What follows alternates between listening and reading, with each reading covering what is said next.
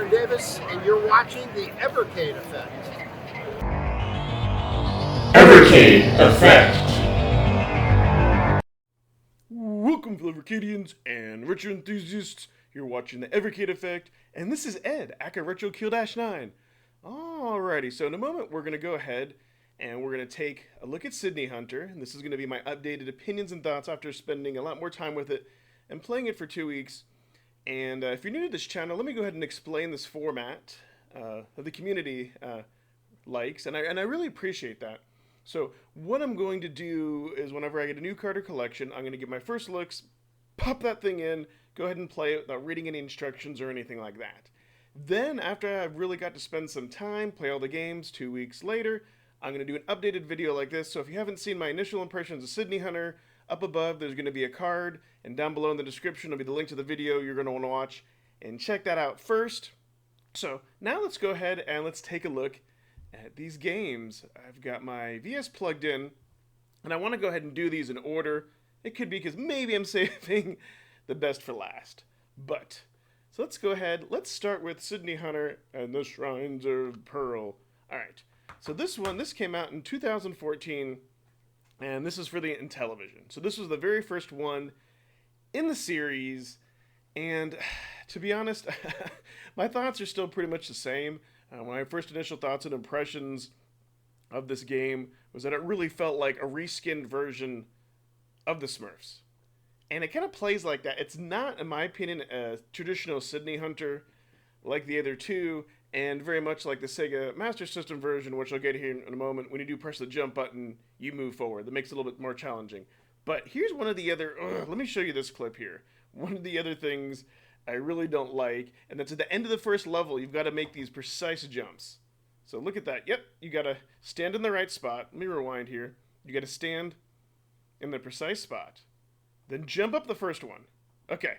Then once you make it there, now you've got to get to the second ledge. Yep. Ta-da! And then finally you make that. I'll show that one more time here. Yep. Jump. And then jump. Yay! Now, if you die at either of those spots, it moves you right back to the beginning.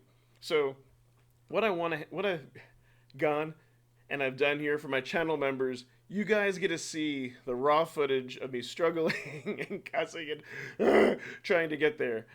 So I'll go ahead and I'll if you haven't seen that or you want to be a channel member, I'll also put a card up there so you can go ahead and click on it. But yeah, they get to see all the outtakes. It was very frustrating, even with save states. So let me to my next one. That happens sometimes. If you were to play this on original hardware, no, it would be impossible. It would be so frustrating without save states. And then once you do get to the second level, yeah, it doesn't really feel like a Sydney Hunter. Again, it's kind of cool, kind of neat. Definitely my least favorite game on the collection. So this one, maybe I'll give it a thumbs up and a thumbs down. It's just, it's not that great. It's not that horrible. I'm kind of glad it's here to experience it, but not the reason you're going to buy the collection. So let's go to Sydney Hunter and the Caverns of Death. And this one, this is the, sorry, I almost forgot. If you look back here at my timestamp plate, because I always like to show that, really only 13 minutes. Look at that load count, 26. That was from having to capture that footage, and then save count 7. I think in this I've gotten to like the second or third level, only really played 13 minutes. I just didn't get sucked into it. Okay, now we go to the SNES version. This came out in 2017, and you can see I played like an hour and 20 minutes, 8 different sessions. Look at my load count, 43, save count 47. So this game I played quite a bit. This one, when you do jump, here let me go in here and just show you all. When you jump, it doesn't move you forward, so you have a lot of control over your jump. So let me just show you what I mean by that. If I press the jump button, see how I jump up? Yeah, and then you move like that. But the thing that I don't like as much, okay, of course I was going to show it here because you can see the levels. Is you kind of have, here, let me do this. Let me just restart the game. I know if you watch my first video, you know you'll see this, but you kind of have like this like limited light source around you, right? And so because of that limited light source, I mean, I get it's part of the game. It does make it a little bit more frustrating. But you do have a password system, so that's what's nice. So, that way when you die, like I did a save state at every level, I can go back, I can put in a password if I need to. And why is that important? Well, when you go through here, of course it's not going to show me here, but you can kind of see that little bit of that light source around you. But why is it important? Because once you go through and you get the skulls, you get the devices, it even says, hey, escape before the lava, escape before the lava gets you, so that effect. And you can mess up levels, like you can mess it up for yourself, much like Jester, which I'll talk about later on, where you have to start all the way over. So even back in the day with the password system, this would have been fine because we would have written it down. I've gotten to I think towards the end, maybe like the 7th or 8th level, and I've had a lot of fun. Not as fun as the next Sydney Hunter game that I'm going to talk about, but still, the controls in this are really tight. You get used to jumping and all that. So this was the game that I played first. Now, the next game, let's go ahead and talk about Sydney Hunter and the Sacred Tribe for Sega Master System. And of the Sydney Hunter, it's not my favorite game on the collection, but of the Sydney Hunter games, it's my favorite one. Now, you notice the play count is 3, so I really like this.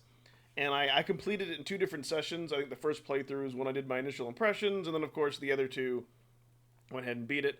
Just a little bit over an hour, but look at all those saves. Let me just point out, look at all the saves and save states.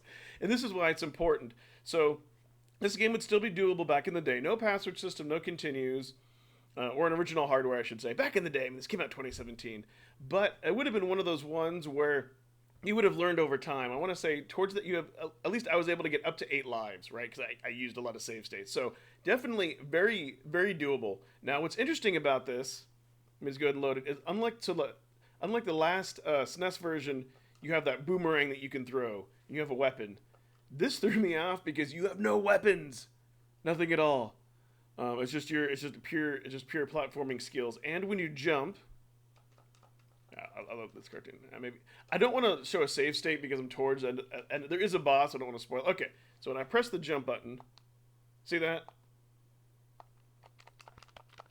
You move forward, and then if you press jump, so if you're jumping forward, then you move a little bit more. So this you have to get used to, pressing the other buttons. There's no boomerang and whatnot. But what's really neat though, you have to go through and get a number of gems, and so you have to, and it's fully open. That's what's really super cool. I want to say that the SNES version of Sydney Hunter is very linear in that, once you figure out the levels, you go to the different spots. But this is like completely open, and that's why it's like the most open one that they have here. And I really like that. You get used to not having a weapon, and you just have to go through, collect gems, go through those guards that I just showed you, get to the different checkpoints, and it's a lot of fun. There's one boss at the end of the game. He's actually super easy, but at that point, you want to get out. And I had a blast from this. With this type of a Sydney Hunter, I don't know. I expected all of them to kind of be more like this, but this was definitely my favorite one. I really like the graphics and all of them, but just the way this one plays, of all the Sydney Hunters, this is my second favorite game. So I'll tell you flat out, Jester is definitely my favorite game that's on this. Sydney Hunter being second. Sydney Hunter the Sacred Tribe being second. Caverns of Death being third. And then, last this. So, Jester is great. It's a dungeon crawler. It's the latest one. I love it. If anything, only my little complaint about this, and I don't know if it's part of the strategy, is you can see there the gap. So let me go ahead and load this up. And when I do last save, and I'll talk about the time, it's merely just for my score. Let me just show you what I mean here. The gap. So when you move and you have to go up through, like here in these sections, see the gap is just as big as your character. Sometimes see, I died there. Sometimes that can get a little bit frustrating because you have to be exact. I don't know if that was done on purpose for the challenge, but I would have liked it just to be a little bit more forgiving. Hey, maybe, who knows? But this is great, randomly generated levels, I believe. And you can see with this, almost 2 hours on this, my play count and my load count are about the same. The reason why they're a little bit off is there have been times, let's say I did get to another level, or, it's time to get up and do some chores or wife needs. But I did save it there because then I could go ahead and pick back up. But score chase games like this, I don't like to save at the end of each level just for the sake of beating it, because then they get dull. I mean, that's just the whole point, is to chase a score and see how far you can get. So I've got time in this. And one thing I did find out. Let me put a page in the booklet up here. Whoa, yes, I actually looked at it.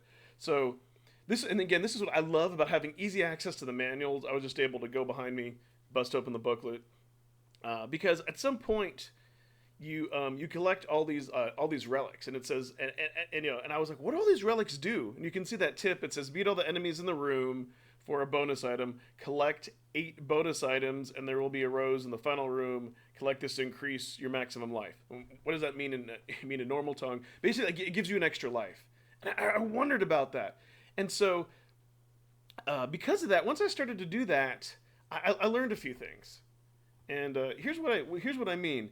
If you kill all the enemies in the room with the sword that you get, then they're all disappeared for good. If there's even one enemy left over, then they all respawn. Same with when you die. And what I love about this game so much, and let me go ahead and go back in here, is that you have to use total strategy, right? And you have these different gauges. And you have the first one, which is your food. That runs out, you die. Your second one is your sword, which when you go ahead and get that here, let me just pop up and see. I got stuck there for a second. Yeah, see, your sword gauge is going down, and then you go ahead and get them. And so for me, I was playing this game wrong.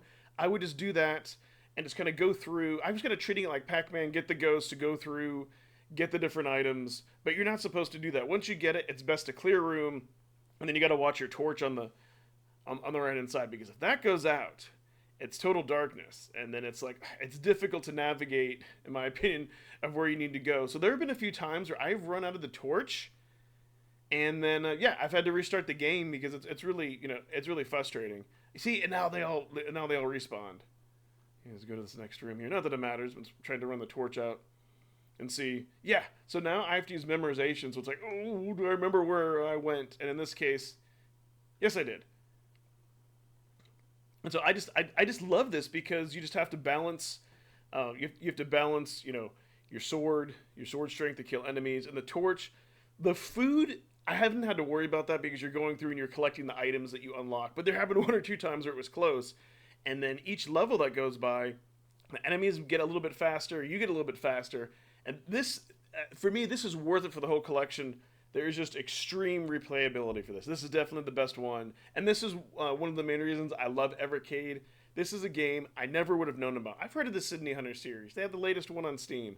Never heard about Jester. Not at all. Would have been a game I would have dismissed by its name. I'm like, really, Jester? I would have thought it was maybe just some kind of silly, I don't know, just some weird silly game where you have to juggle your balls. Did I just say juggle your balls? Yeah. Yes. But yeah, no, I didn't know this was this very cool dungeon crawler, and you have to kind of plan ahead, and you kind of have to think, and you just have to move fast. And I really love this. Can't say how many times. It's worth it on the collection itself. So yeah, this whole cart was a banger, and it kind of goes back to less is more. So yeah, now let me go ahead and we'll go kind of wrap things up here. So yeah, as I was saying, this cart is overall a banger. 2 thumbs up. 3 out of the 4 games are really fantastic, and 2 out of the 4 games are really good. Jester being number 1, and then the Sega Master System of Sydney Hunter being number 2. Jester alone was worth it, but yeah, I really got sucked into it, and it was just the most fun. Yeah, this NES version I still enjoyed, but not as much. It just didn't seem as tricky or as challenging. So yeah, if you like these kind of games, and and you're into Evercade or thinking about Evercade, pick this card up. Less is more. I am so glad this year we're getting lesser games. We're getting more quality collections. We're not getting as much filler or just the sports game that no one wants to really play. I'm sorry. I've said this before, but for me, sports games, they need to be very unrealistic, arcadey like NBA Jam or Ninja Golf or something, for it to be a lot of fun. So, with all that said, what I want to know, and let's get a conversation going, did you pick up this cart? Are you planning on getting this cart? Is Jester also your favorite game? What games did you like? I'd love to hear all thoughts and opinions.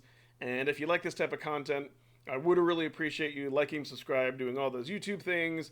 And again, another huge shout out for all my members.